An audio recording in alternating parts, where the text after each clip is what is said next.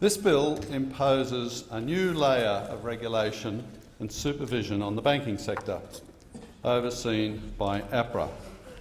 Its purpose, as stated by the Treasurer in his second reading speech, is to ensure that where community expectations of accountability and integrity of banking directors and executives are not met, appropriate consequences will follow.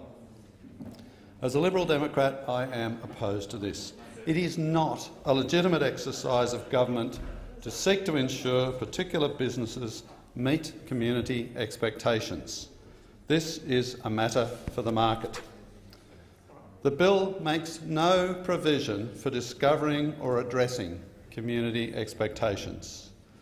The only expectations to be met are those held by APRA. The bill will not prevent a repeat of the problems in the banking sector examined during the Senate's Economics Legislation Committee five-week inquiry. The bill will have no impact on the manner in which banks serve their customers.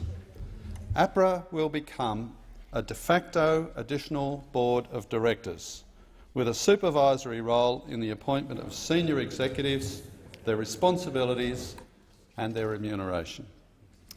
Of particular concern are Section 37C and Section 37CA, which require banks and accountable persons to take reasonable steps to prevent matters from arising that would adversely affect the ADI's prudential standing or prudential reputation. APRA will have complete discretion with no reference to community or any other external standards to determine whether a bank is complying with this. The only consideration will be its own view of prudential standing and reputation. APRA will have the authority to disqualify a person from acting as an accountable person, depriving them of their ability to remain employed. While an affected person will be able to appeal to the Administrative Appeals Tribunal, this amounts to a reversal of the onus of proof. The bill requires banks to defer the remuneration of accountable persons for a period of up to 4 years, with policies that allow for a reduction in remuneration for failure to meet bare obligations. The bill also gives APRA the power to direct a bank with respect to the allocation of management responsibilities. These are extraordinary intrusions into the management of a private sector business by public servants.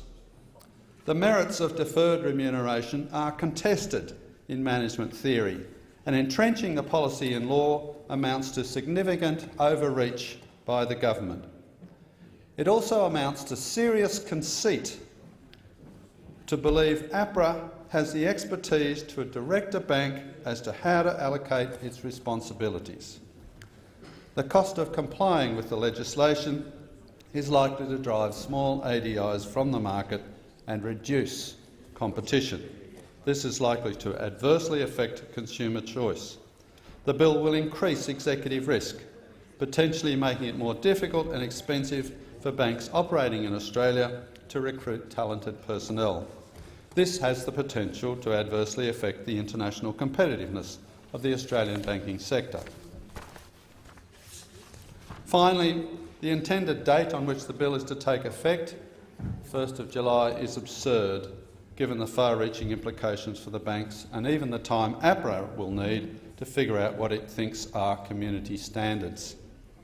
If there are failures in the banking sector that are not being addressed by current regulations or market factors, this bill will do nothing to address them. The Liberal Democrats are committed to the principles of a free market, unshackled from government intrusion. This bear is nothing but a bill with a sore head. It cannot be amended to make it useful, and I will therefore be opposing it entirely.